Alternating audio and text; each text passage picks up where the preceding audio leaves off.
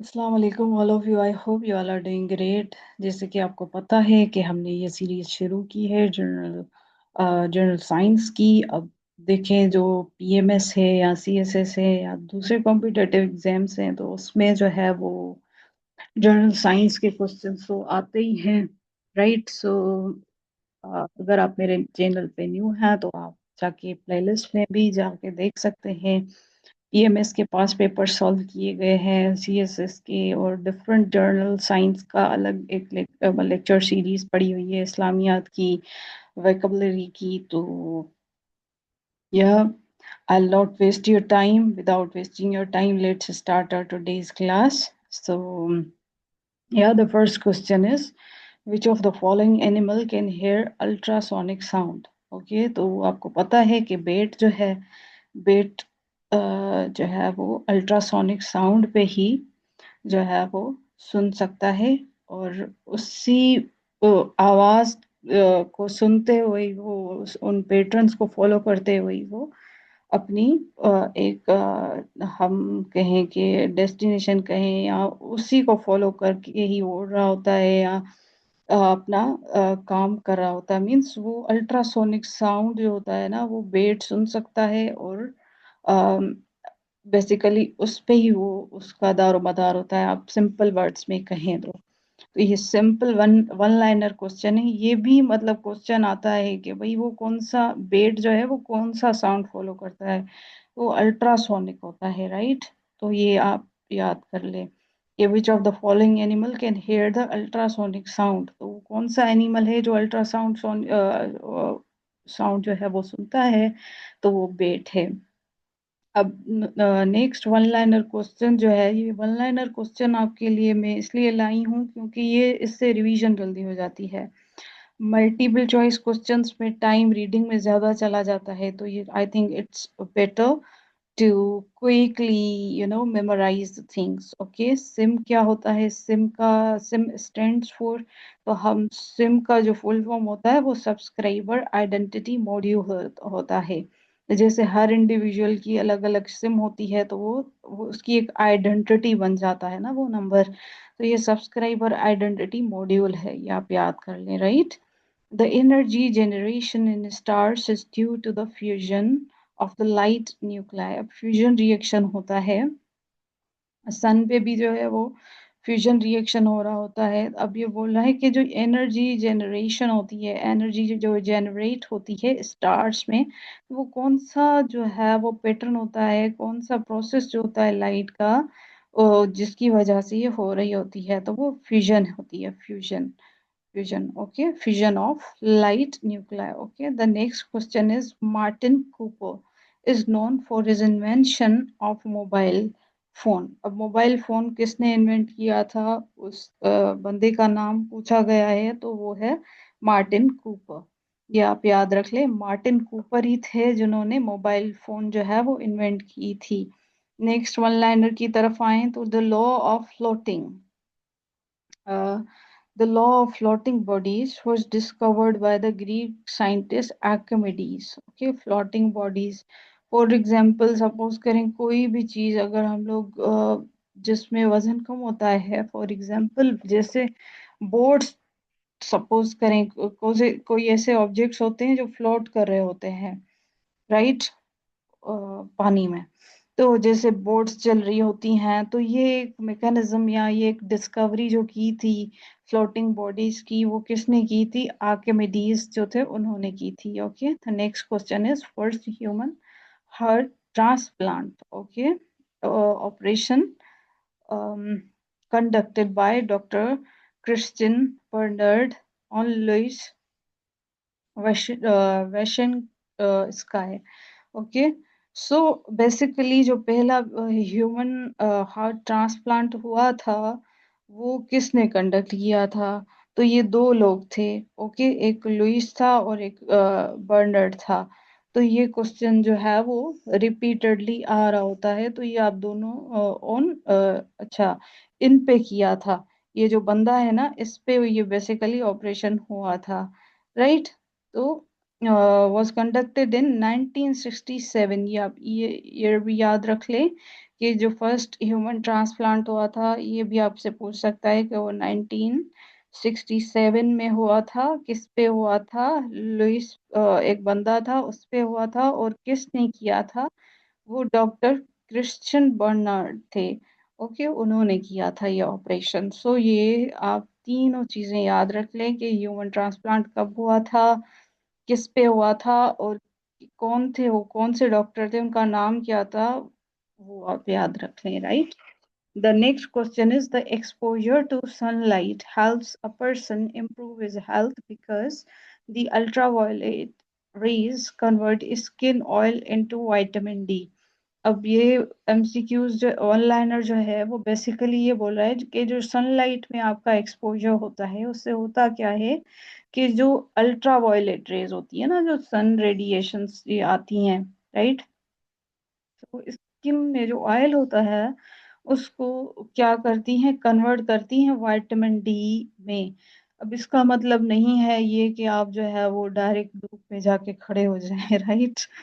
क्योंकि इससे different diseases भी हो रही होती है, लाइक सन टेन हो गया, स्किन कैंसर हो गया। तो ये जो सुबह वाली जो धूप होती है ना, हल्की हल्की हल्की हल्की किरणें, और जो मतलब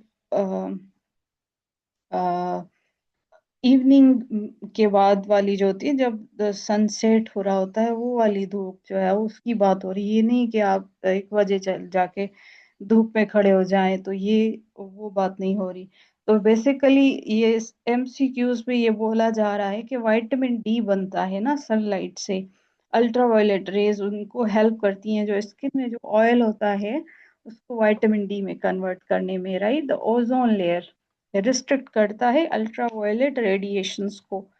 अब ये जो ओजोन लेयर होती है एटमॉस्फेयर में, ये एक तो अगर ये डैमेज हो रही है, आपको पता है, जिसकी वजह से अब ये फ्लड्स आ रहे हैं और क्लाइमेट चेंज हो रहा है, तो ये बेसिकली ओजोन लेयर हमारी डैमेज हो रही है। क्यों? क्योंकि जो इंडस्ट्रियलाइज्ड कंट्रीज हैं, सपोज करें चाइना हो गया, यूएस हो गया, या ये जो डेवलप्ड वर्ल्ड है, तो उनमें जो है वो बेसिकली ये इंडस्ट्रियलाइज्ड कंट्रीज हैं, तो उसकी वजह से पोल्यूशन क्रिएट होता है एटमॉस्फेयर में, और इन्वायरमेंटल डिग्रेडेशन होती है, जिसकी वजह से जो है वो ओजोन लेयर डैमेज होती है। तो वो जो सन रेडिएशंस जो प्रॉपरली जो एक स्पेसिफिक अमाउंट जो होता है अल्ट्रावायलेट रेडिएशंस का, जो एटमॉस्फेयर से वापस जो है वो जाना होता है, वो उसको रोक लेती हैं। और बेसिकली एटमॉस्फेयर में एक जो है वो अजीब किस्म की जो है वो जो मतलब क्या हम कहें कि एक जो है वो क्लाइमेट चेंज की सिचुएशन हो गई, या डिफरेंट जो डिजास्टर्स आ रहे हैं आजकल, तो ये ग्लेशियर्स जैसे मेल्ट हो रहे हैं, राइट, या डिफोरेस्टेशन हो रही है, तो उसकी वजह से भी ये ओजोन लेयर डैमेज हो रही है। तो ये बेसिकली रिस्ट्रिक्ट करती है अल्ट्रावायलेट रेडिएशंस को, right? The ozone layer restrict करती है अल्ट्रावायलेट रेडिएशंस को, राइट? सो इस पे प्रॉपर लेक्चर जो है वो आपको अ, अ, आप इस पे थोड़ी सी रीडिंग कर लीजिएगा, क्योंकि कुछ अमाउंट जो है वो रेडिएशंस का हमें रिटेन भी करना होता है, क्योंकि अगर सपोज करें ये ब्लेसिंग भी है और वो भी है, कर्स भी है ना। क्योंकि अगर सपोज करें एक टेम्परेचर हमारे अर्थ पे प्रॉपर मेंटेन नहीं होगा, तो उससे क्या होगा कि जो है वो फ्रीज भी हो सकते हैं हम लोग, या दूसरी चीजें भी हो सकती हैं। तो ये इसका एक स्पेसिफिक किस्म का एक जो है वो लेवल क्रिएट मेंटेन करना होता है हमें, राइट? सो इस पे मैं ज्यादा बात नहीं करूंगी, तो ये आपको समझ आ गया होगा आई थिंक। अब मैं नेक्स्ट वन लाइनर की तरफ आऊं तो Eugenix is the study of altering human beings by changing their genetic components. Okay, genetic components को जो है वो अल्टर मींस चेंज करना, उससे हम कहते हैं Eugenix, right? The next question is ecology. Ecology जो है वो डील करता है, 1 second, ecology deals with relation between organisms and their environment. Okay, so eco basically means environment होता है, लोगोस मींस स्टडी होता है। तो जो जितने भी ऑर्गेनिजम्स होते हैं जो एनवायरनमेंट में एग्जिस्ट कर रहे होते हैं, उन्हें हम कहते हैं ecology. Okay. Filaria, filaria is caused by mosquito. अब मॉस्किटो अगर बाइट करे तो उसकी वजह से क्या होता है, फिलेरिया होता है। If speed of the rotation of the earth increases, weight of the body decreases। जितनी ज्यादा स्पीड रोटेशन की बढ़ेगी, अब आपको पता है कि अर्थ जो होती है ना सिर्फ रोटेट कर रही होती है बट रिवॉल्व भी एट अ टाइम कर रही होती है, राइट। सो इसमें तो रोटेशन की बात हो रही है कि अगर रोटेशन इंक्रीज हो जाए ना, तो ये जैसे रोटेशन हो रही होती है जिसकी वजह से दिन और रात जो हो रहे होते हैं, और रिवॉल्यूशन की वजह से फिर सीजन्स चेंज हो रही होती हैं। तो इसमें कह रहा है कि अगर अर्थ की रोटेशन की स्पीड इंक्रीज हो जाएगी, तो होगा क्या कि जो वेट होगा ना बॉडी का वो डिक्रीज हो जाएगा, राइट। और नेक्स्ट क्वेश्चन की अगर वन लाइनर की मैं बात करूं तो fathometer is used to measure the ocean depth. अब ये भी जो है वो फेथोमीटर जो है वो यूज हो रहा होता है ओशन की डेप्थ, गहराई को मेयर करने के लिए। Okay. Next one liner is Gabriel Daniel Fahrenheit. Fahrenheit was a German physicist who developed the mercury thermometer। अब ये देखें, मर्क्यूरियल, आपको पता होगा ना इंग्लिश का वर्ड है मर्क्यूरियल, मींस जो बंदा जो होता है ना फिकल माइंडेड, या जो हिला डुला बंदा होता है, जो वेवर करे, जो फॉल्टर करे, जो फ्लेगमेटिक हो, जो इंग्लिश का तो ये लेक्चर नहीं है बट ये मर्क्यूरी से मुझे मर्क्यूरियल वर्ड याद आ गया। तो ये बेसिकली गैब्रियल डेनियल फ़ारेनहाइट एक बंदा था, जर्मन फिजिसिस्ट था, जिन्होंने ये मर्क्यूरी थर्मोमीटर जो है वो इन्होंने इन्वेंट किया था 1714 में। ओके, 1714 में डिवाइस द टेम्परेचर स्केल इन्होंने डिवाइस किया था, जो है वो टेम्परेचर स्केल को डेवलप किया था मर्क्यूरी थर्मोमीटर को। Okay. The next question is who discovered penicillin. Penicillin जो है वो किसने डिस्कवर्ड की थी, पेंसिलिन। अब ये मोस्टली बहुत रिपीटेड क्वेश्चन है, ये आपको पता भी होगा कि वो अलेक्जेंडर फ्लेमिंग थे जिन्होंने पेंसिलिन क्या किया था, डिस्कवर किया था। Entomology is the study of the insect. अब ये देखें, एंटीमोलॉजी, दूसरा होता है etymology. Etymology means study of word origin, but ये है entomology. Entomology is the study of insects. Okay. अब नेक्स्ट क्वेश्चन की तरफ आ जाते हैं, जिसमें ही ये बोल रहा है कि in algebra and mathematics who is credited with the originating the binomial theorem by Omar Khayyam. Okay. अब इसमें ये बात हो रही है कि इन अलजेब्रा एंड मैथमेटिक्स होता ये है कि who is credited with the originating binomial theorem by Omar Khayyam. Okay. ये उमर खयाम जो थे उन्होंने क्या किया था, उनको ये बेसिकली क्रेडिट दिया जाता है कि भाई ये अलजेब्रा एंड मैथमेटिक्स जो है who is credited with the originating binomial theorem. इन्होंने और मतलब बनाया था अलजेब्रा मैथमेटिक्स में बायनोमियल थ्योरम को। ओके।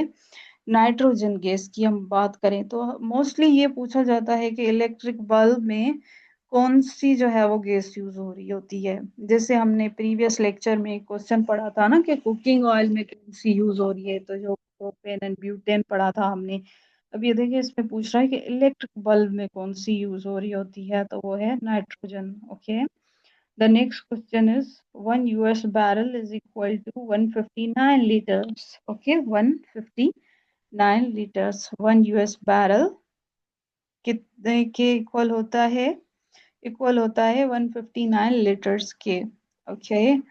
अब अगर हम लोग नेक्स्ट क्वेश्चन की तरफ आए तो क्विक लाइम, क्विक लाइम जो है is an alkaline powder obtained by strongly heating which other material? Okay. Quick is an alkaline powder है जो एक ऑब्टेन होता है अगर हम लोग हीट करें, मतलब स्ट्रांगली उसको क्या करें, हीट दें। कौन सा दूसरा मटेरियल है जो यूज होता है, वो है चॉक, राइट। ओके, सो ये चॉक जो है वो दूसरा मटेरियल होता है। Quicklime is an alkaline powder obtained by, तो ये क्विकलाइम है अल्कलाइन पाउडर है जो ऑब्टेन होता है जब हम लोग क्या करेंगे, स्ट्रांगली हीट देंगे कौन से दूसरे मटेरियल को, वो है चॉक। ओके, अब हम लोग नेक्स्ट क्वेश्चन की तरफ आ जाते हैं जो है वो है what is the name of the milky fluid obtained from the trees. Okay, अब जी आपको पता है which is used to produce the rubber. Okay, इसमें ये बोल रहे हैं कि what is the name of the milky fluid obtained from the trees. आपको पता है कि लिटेक्स, लिटेक्स जो है, अब जो ट्रीज होते हैं ना उनसे उनका जो वुड होता है उसमें से हमें डिफरेंट चीजें मिल रही होती हैं। जैसे हमें अ, हम पेपर भी तो ट्रीज से ही प्रोड्यूस कर रहे होते हैं ना। जैसे एक वो होता है ना, जैसे हम लोग रबर भी एक किस्म का जो है वो प्रोड्यूस कर रहे होते हैं हम लोग। और खौर जिसको बोलते हैं हम लोग सिंधी में, तो इसको एक चिपकाने का एक फ्लूइड होता है। पेपर को हम लोग जो है वो, या किसी भी चीज को हम, पेपर को हम लोग छोटे होते थे ना तो आपको याद होगा कि हम लोग पेपर चिपका रहे होते थे, जो हमारी मिस्टेक्स हो जाती थी सपोज करें, या हमारी कॉपी कहीं से जो है वो सपोज करें फट गई है, तो हम उसको उस मटेरियल से क्या कर रहे होते थे, चिपका रहे होते थे। तो ये भी एक किस्म का what is the name of the milky fluid, एक किस्म का मिल्की फ्लूइड जो है वो ऑब्टेंड हो रहा होता है ट्रीज से which is used to produce rubber, जिससे हम लोग रबर प्रोड्यूस करते हैं, उससे हम कहते हैं लिटेक्स। Okay, which is the only mammal with the power of active flight. अब ये है बैट, जैसे हमने पढ़ा कि ये एक तो फ्लाइट मतलब जब ये उड़ते हैं ना तो उनको एक तो अल्ट्रा सोनिक वेव की साउंड की जरूरत पड़ती है बेट को। तो और ये बेट के बारे में ही दूसरा क्वेश्चन है कि भाई विच is the only mammal with the power of active flight, जो है वो बेट होता है। ओके, एक्टिव फ्लाइट जिसकी होती है उसमें पावर होता है। अब नेक्स्ट क्वेश्चन की तरफ आए, which lower level of the clouds are commonly called rain clouds, उसे हम निम्बस कह रहे होते हैं। ये भी मोस्टली रिपीटेड क्वेश्चन है कि लोअर लेवल क्लाउड्स होते हैं ये। अब एटमॉस्फेयर से रिलेटेड जो है ना वो डिफरेंट चीजें पूछी जाती हैं, जैसे कहते हैं कि वेदर जो होती है, और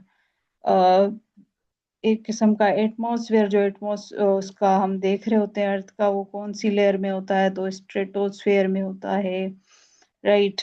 और एरोप्लेन्स कौन सी लेयर में उड़ रहे होते हैं, और कर्मन लाइन कौन सी लेयर में पाई जाती है, या हमें जो सिग्नल्स मिल रहे होते हैं इंटरनेट के या डिफरेंट सैटेलाइट्स के, वो कहाँ पे पाई जाती हैं। तो ये आप जो है वो ये एमसीक्यूज भी आएंगे, इसमें भी आएंगे, पर आप स्पेसिफिकली वो देख लिया करें ये क्वेश्चंस। तो ये इसमें भी वही बात की गई है कि lower level of the clouds are commonly, उन्हें कहते तो हम रेन क्लाउड्स हैं, वो कहाँ पे पाए जाते हैं, वो निम्बस में पाए जाते हैं। Okay, which medical speciality is concerned with the problem and the illness of the children. Okay, paediatrics कहते हैं हम इन्हें। जैसे बच्चों के डॉक्टर्स को हम लोग पेडियाट्रिक्स कह रहे होते हैं, और ब्यूटी के डॉक्टर्स को हम लोग कॉस्मोलॉजिस्ट कह रहे होते हैं, कॉस्मोलॉजी। और सिमिलरली जैसे फिजिशियंस जो होते हैं नॉर्मली, जो हर बीमारी जो होती है नॉर्मली जो कोई हो रही होती है उसको देख रहे होते हैं, वो फिजिशियंस होते हैं। तो स्पेसिफिक अगर कोई चीज हो जाए ना तो वो इसमें जैसे बच्चों के डॉक्टर का पूछ रहे हैं ना, पेडिएट्रिक्स छोटे बच्चों को। ओके, तो वो इस medical speciality is concern with the problems and illness of the children. Okay, बच्चों के प्रॉब्लम से कौन सी मेडिकल स्पेशलिटी कंसर्न होती है, तो वो होती है पेडिएट्रिक्स। अब अगर हम लोग नेक्स्ट क्वेश्चन की बात करें, तो इसमें ये है कि what name is given to the stiffening of the body after death. तो उससे हम कहते हैं रिगोर मोर्टिस। होता ये है कि जब इंसान की डेथ हो जाती है ना, तो उसकी बॉडी जो है वो जल्दी से सिकुड़ जाती है। राइट, तो हम लोग मोस्टली आपने देखा होगा कि जैसे उस बंदे की डेथ हो जाती है, तो जल्दी से उसकी बॉडी जो है वो स्टिफनिंग होने लगती है। तो उसे हम क्या कहते हैं, उसे हम कहते हैं रिगोर mortis. Okay, I think it's enough for today. And अगर आपको मेरा लेक्चर अच्छा लगा, तो please don't forget to hit the like button and subscribe my channel, because it keeps me motivated और आपकी भी हेल्प हो रही होगी, क्योंकि ये क्विक रिवीजन सेशन है जिससे आपको भी हेल्प मिलेगी। ओके, थैंक यू, अल्लाह हाफिज। Don't forget to like my channel. अल्लाह हाफिज, टेक केयर्स।